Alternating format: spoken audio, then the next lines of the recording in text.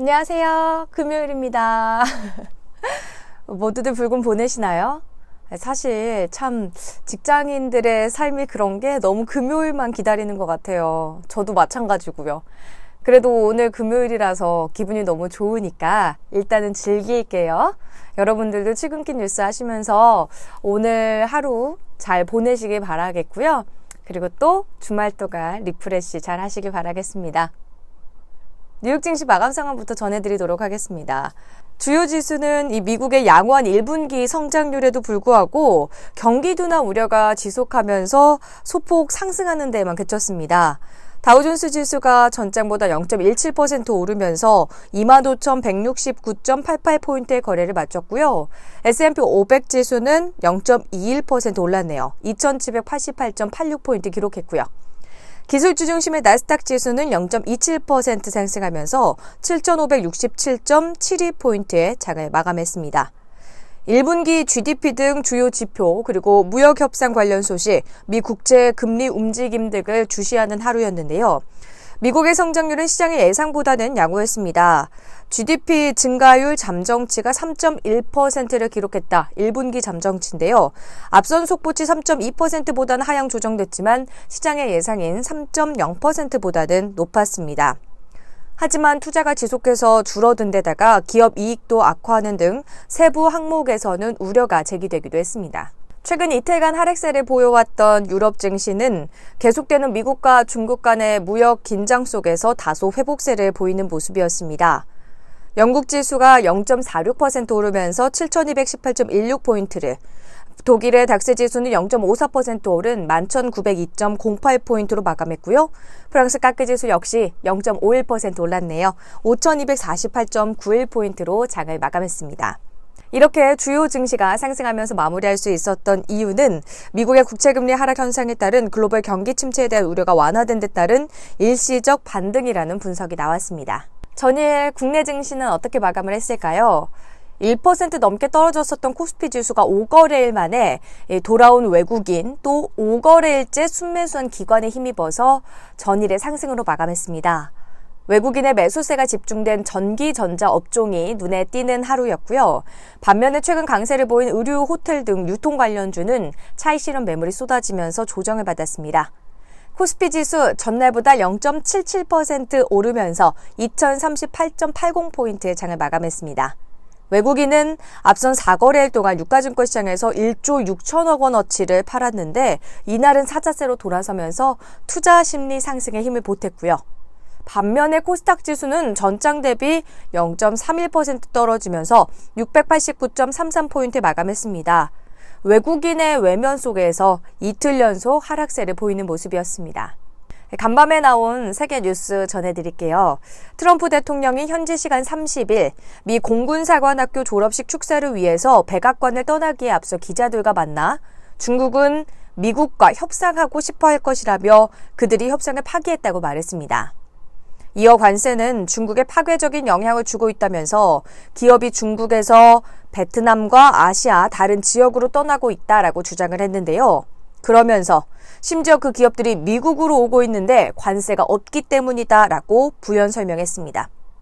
트럼프 대통령은 무슨 일이 일어나는지 보자면서 중국이 매우 협상하기를 원한다고 강조했고요. 또 상황을 지켜보자면서도 협상 성사 가능성에 대해서는 예상을 내놓지 않았다고 합니다. 중국 정부가 미국의 압박에 밀려서 자국 주권에 상처를 주는 합의를 하지 않겠다면서 강경 대응 입장을 밝혔습니다. 가오펑 중국 상무부 대변인은 30일 오후 주례 브리핑에서 중국은 국가 주권과 존엄에 상처를 주는 어떠한 합의도 받아들이지 않을 것이라고 밝혔는데요. 중국이 협상을 계속하겠다는 뜻은 밝혔지만 주권 간섭으로 해석될 수 있는 양보를 절대로 하지 않겠다라고 강조하면서 양국 간의 협상 타결 전망은 더욱 불투명해졌습니다. 아울러 중국은 이날도 미국의 압박에 맞서서 히토류 수출 제한 카드를 쓸 수 있음을 암시하는 발언을 내놓기도 했습니다. 미중 무역 전쟁을 두고 언쟁을 벌였던 양국의 여성 앵커들이 30일 오전 지난주에 예고했던 대로 공개 토론을 벌였습니다. 미국의 폭스 비즈니스 채널의 앵커 트리시 리건과 중국의 국영방송인 CGTN 앵커인 류신이 진행한 이번 토론이 사전에 예고가 되면서 관심을 모았고요. 무역 전쟁 대리전으로 불릴 정도였습니다. 두 앵커는 공평 무역과 지식재산권 갈등, 중국의 개발도상국 지위 찬반 문제, 화웨이, 관세, 미국의 국가자본주의 등을 의제로 토론을 했습니다. 하지만 중국 누리꾼들은 두 앵커의 토론에 관해서 형식상 인터뷰에 가까웠다면서 실망감을 나타냈습니다. 프로그램 진행자인 리건이 주로 질문을 던지고 류신이 답변하는 형태로 진행이 됐기 때문입니다. 일본 정부가 내달부터 한국에서 수입하는 넙치, 광어와 조개류 등 수산물에 대한 검사를 강화한다고 발표했는데요. 세계무역기구의 후쿠시마산 수산물 수입금지 분쟁 판결에서 패소한 데 따른 보복이 아니냐는 논란이 커질 전망입니다. 일단 전일 후생노동성은 후쿠시마산 등의 수산물 수입을 금지한 한국에 대한 대응 조치는 아니다라고 주장을 했는데요.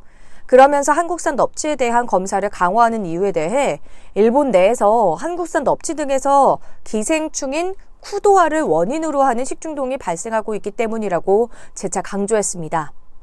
이런 주장은 자국민을 위한 조치라는 점을 강조함과 동시에 대응 조치로 간주가 돼서 역공을 당할 수 있다는 측면까지 고려한 것으로 보이고요. 일본 언론도 이와 관련해서 매우 이례적이고 사실상 대응 조치라고 해석하고 있습니다.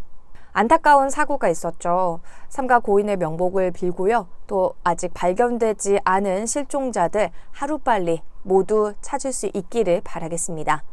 헝가리의 수도 부다페스트를 흐르는 다뉴브 강에서 우리 국민 33명이 탄 유람선이 29일 밤 사고로 침몰해 최소 7명이 사망하고 19명이 실종됐습니다. 총 7명의 한국인이 구조된 가운데 정부는 총력을 동원해서 현지 구조 활동에 나섰는데요. 30일 외교부에 따르면 29일 오후 9시 5분 다뉴브강 부다지구에서 한국인 단체 여행객이 탑승한 유람선 허블레아니가 뒤따라오던 크루즈선과 충돌한 뒤에 밑으로 가라앉았습니다. 허블레아니는 60인을 태울 수 있는 소형 유람선입니다. 탑승해 있던 33명의 한국인은 참 좋은 여행사를 통해 9일짜리 동유럽 발칸반도 패키지 관광을 온 여행객이었습니다. 관광객 30명, 가이드 2명, 사진작가 1명 등이 승선해 있었다고 여행사는 설명했고요. 이 중에 6세 여자 어린이가 최연소, 71세 남성이 최연장자인 것으로 확인이 됐습니다. 그 외 배 운행을 맡은 헝가리 선장과 승무원이 각각 1명씩 총 35명이 배에 있었던 것으로 전해졌습니다. 제2금융권의 대출 문턱이 높아집니다. 정부가 가계대출 억제를 위해 다음 달 17일부터 총부채 원리금 상환 비율을 제2금융권에도 도입합니다. 농협, 수협, 신협 등 상호금융조합은 올해 1분기 시범 운영기간 평균 261.7%였던 DSR을 2021년 말까지 160%로 대폭 낮춰야 합니다. 이에 더해서 2025년 말까지 매년 20%포인트씩 더 낮춰서 최종적으로 80%에 맞추도록 규정했습니다. 저축은행과 캐피털사는 시범 운영 기간 각각 111.5%와 105.7%였던 평균 DSR을 2021년 말까지 모두 90%로 낮춰야 합니다. 전국 토지 공시지가가 2008년 이후 11년 만에 가장 큰 폭으로 뛰었습니다. 특히 서울 지역 개별 공시지가는 전년보다 2배 가까이 오르면서 2007년 이후 최대 상승폭을 기록했는데요. 지난해 땅값 상승 영향도 있지만 상업용지를 중심으로 실거래가와 공시지가 간의 현실화율의 격차를 줄이겠다는 정부 의지가 반영됐습니다. 그러나 공시지가를 급격하게 올려 세수를 늘리겠다는 이 같은 정책이 둔화되고 있다는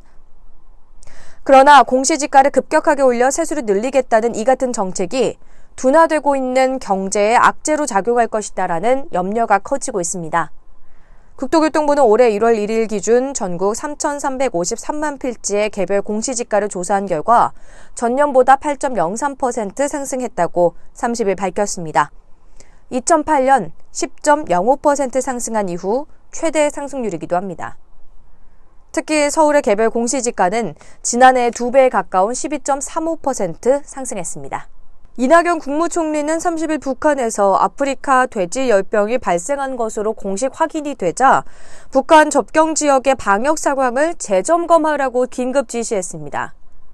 이 총리는 농림축산식품부 장관은 관계부처, 지방자치단체와 긴밀히 협조해 북한 접경 지역의 방역 상황을 긴급히 재점검하고 차단 방역에 필요한 조치를 취하라고 지시했는데요. 이어서 통일부와 협조해 북한과의 방역 협력 방안도 검토하라고 주문했습니다. 이 총리는 다음 달 1일 멧돼지 등을 통한 아프리카 돼지열병 유입 우려가 있는 임진강, 한강 하구 지역을 방문해 접경 지역의 방역 상황을 점검할 예정입니다. 북한 당국은 이날 아프리카 돼지열병 발병 사실을 세계동물보건기구에 공식 보고를 했고요. 지난 25일 북한 자강도 우시군 북상협동농장에서 돼지열병 확진이 나왔습니다. 아프리카 돼지열병은 예방 백신이 없어서 치사율 100%에 이르고요. 바이러스 생존력이 매우 높은 가축 질병입니다. 과거 아프리카와 유럽에서만 발생하다가 지난해 하반기부터 중국, 몽골, 베트남 등으로까지 확산되면서 국내 유입 가능성이 더 커졌습니다. 아프리카 돼지열병 소식을 마지막으로 전해드렸는데요. 이 아프리카 돼지열병 치사율이 100%입니다. 국내에는 영향이 없었으면 좋겠는데 돼지고기가 많이 오를 거예요. 그러니까 이번 주말에는 삼겹살, 목살 두둑하게 미리 드셔야겠습니다. 평일에도 항상 제가 힘차게 보내세요라고 하는데 주말은 더 힘차게 보내시길 바랍니다. 다음 주 월요일에 만나요.